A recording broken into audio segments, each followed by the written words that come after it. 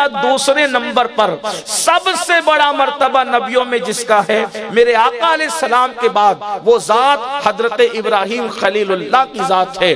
آپ اولو العزم رسولوں میں سے ہے اور اللہ رب العزت نے یہ منصب صرف آپ کو عطا فرمایا کہ اللہ رب العزت نے آپ کو اپنا خلیل کہا. اللہ پاک قرآن مقدس میں ارشاد فرماتا ہے واتخذ اللہ ابراہیم خلیلا، اور اللہ نے ابراہیم کو اپنا گہرا اور پکا دوست قرار دیا.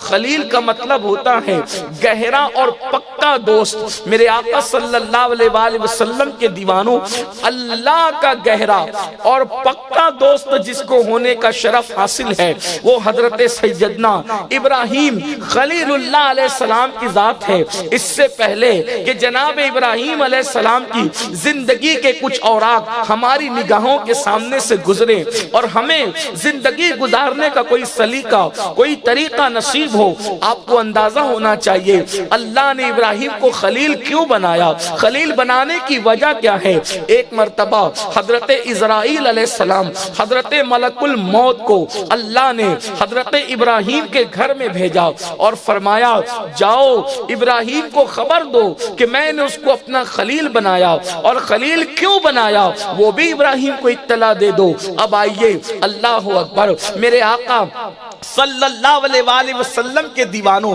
توجہ فرمانا، حضرت اسرائیل ملک الموت کو بھیجا جا رہا ہے بشارت دینے کے لیے کہ ابراہیم کو خلیل بنایا گیا. اور کیوں بنایا گیا؟ اس کے بعد حضرت ملک الموت تشریف لاتے ہیں. حضرت ابراہیم علیہ السلام گھر میں نہیں تھے. جب آپ کے گھر میں حضرت ملک الموت کو انسانی شکل میں دیکھا، صورت بشری میں دیکھا، اللہ اکبر، تو حضرت خلیل نے ان سے پوچھا میرے گھر میں آپ اجازت کے بغیر کیسے آ گئے؟ کر رہا تھا کہ حضرت ابراہیم خلیل نے لباس بشر میں ملک الموت کو دیکھا اور پوچھا کہ میری اجازت کے بغیر میرے گھر میں تو آیا کیسے؟ حضرت ملک الموت نے جواب دیا جو اس گھر کا حقیقی مالک ہے اس کی اجازت سے آیا ہوں. جواب کے لہجے نے بتا دیا آنے والا چور اچکا ڈاکو نہیں ہے، اس لیے کہ باتوں سے انسان کے ظرف کا پتہ چلتا ہے. تو حضرت اسرائیل نے بتایا جو اس کا مالک حقیقی ہے اس کے اذن سے آیا. تو فرمایا کون؟ مجھے کو ملک الموت کہتے ہیں، حضرت اسرائیل کہتے ہیں، اور آپ کو ایک بات کرنے آئے ہوں. دیکھو اللہ والے کس لہجے میں بات کرتے ہیں، توجہ کریں. کہا اللہ نے ایک بندے کو خلیل بنایا اپنا. حضرت اسرائیل نے ڈائریکٹ نہیں بتایا بلکہ کیا انداز سے گفتگو کی. کہا اللہ نے ایک بندے کو خلیل بنایا اپنا. تو ابراہیم علیہ السلام نے کہا کیا خوش نصیب ہے وہ بندہ، جلدی مجھے پتہ بتاؤ. اگر وہ مشرق میں ہوگا تو بھی چل کے ملنے جاؤں گا، اگر مغرب میں ہوگا تو بھی ملنے جاؤں گا. اس لیے کہ مقام خلت کوئی معمولی مقام ہے. بتائیے تاکہ میں اس بندے کی زیارت کروں کہ اللہ نے اس کو اپنا خلیل بنایا، میرے یار کا جو خلیل ہے اس کی زیارت میرے لازمی ہے. تو حضرت ملک الموت نے یہ شوق دیکھا تو فرمایا بتاؤں وہ کون ہے؟ وہ آپ ہی تو ہیں، وہ آپ ہی تو ہیں. اب توجہ کرنا، دھیان دینا، کوئی خلیل نہیں ہو سکتا لیکن خلیل کے راستے پہ چل کر کچھ خلیل کی خیرات پا سکتا ہے. اللہ اکبر. عرض کیا، فرمایا میں خلیل ہوں. کہا آپ ہی کو خلیل بنایا. خوش ہوئے اور پھر کہا اللہ نے مجھے یہ بھی کہا کہ ابراہیم سے کہنا کہ خلیل کیوں بنایا، خلیل بنانے کی وجہ کیا ہے وہ بھی بتا دینا. تو کہا کس وجہ سے خلیل بنایا؟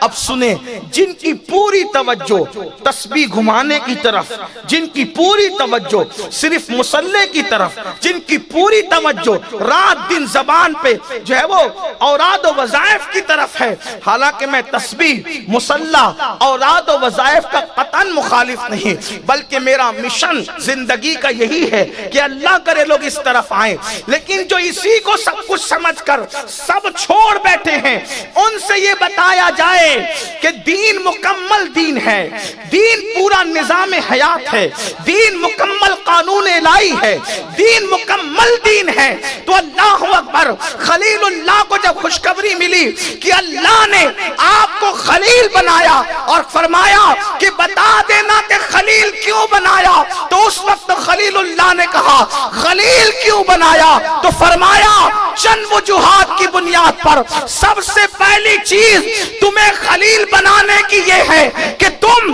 مومن ہو یا کافر سب کے ساتھ اچھے اخلاق سے پیش آتے ہو، آپ حسن سلوک کرتے ہو، آپ کسی کے ساتھ بد اخلاقی نہیں کرتے۔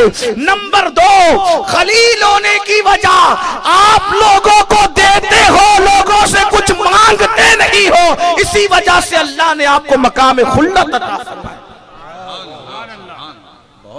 عطا کرنا، سخاوت نے آپ کو خلت کے مقام، اس سے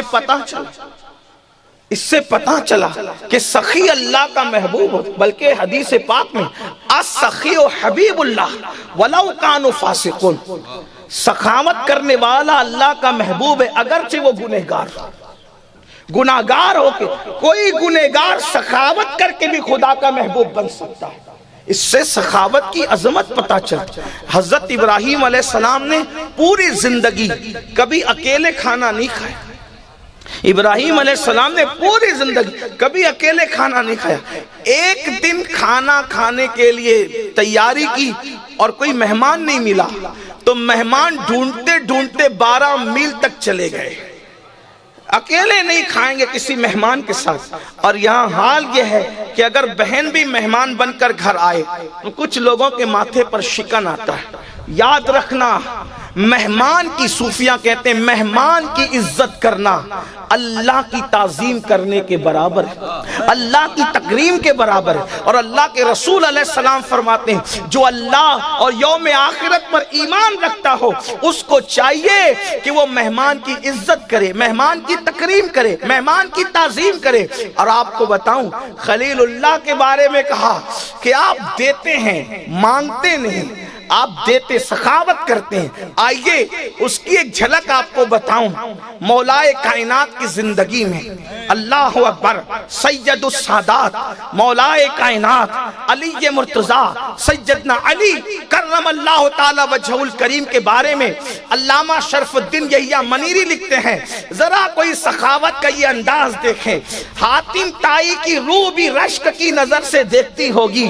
اللہ اکبر، سخاوت کا یہ مزاج، اللہ اللہ، اندازہ فرمائیں جنگ کا موقع ہے، توجہ کرنا، علامہ شرف الدین یحییٰ منیری جیسا بزرگ لکھ رہا ہے، جنگ کا موقع ہے، جنگ برے شباب پر ہے، مولا علی کی تلوار ذوالفقار حیدری اپنے پورے جوہر دکھا رہی ہے، ایسے میں دشمن کہتا ہے علی آپ کی تلوار مجھے بھیک میں چاہیے۔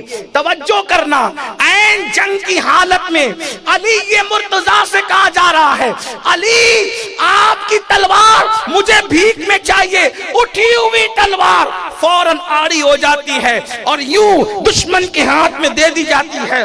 دشمن تلوار لیتا ہے اور لے کر کہتا ہے کہ علی یا تو بے وقوف ہے، نادان ہے تو، یا تو تجھ جیسا جو ہے وہ بہادر کوئی نہیں۔ میرے مولا نے فرمایا ہم دوست دشمن نہیں دیکھا کرتے، جو ہاتھ پسار دیتا ہے ہاتھ خالی نہیں کرتے، عطا کرتے۔ تو نے سائل کے لہجے میں مانگا، میں نے تجھے عطا کر دیا۔ ارے آل ابراہیم کی سخا کا یہ عالم ہے تو ابراہیم کی سخاوت کا عالم ہے۔ سخاوت خلیلی کیا ہو، یہی لوگ تو آل ابراہیم ہے، ورنہ درود اور کس پہ پڑھتے ہیں آپ نماز؟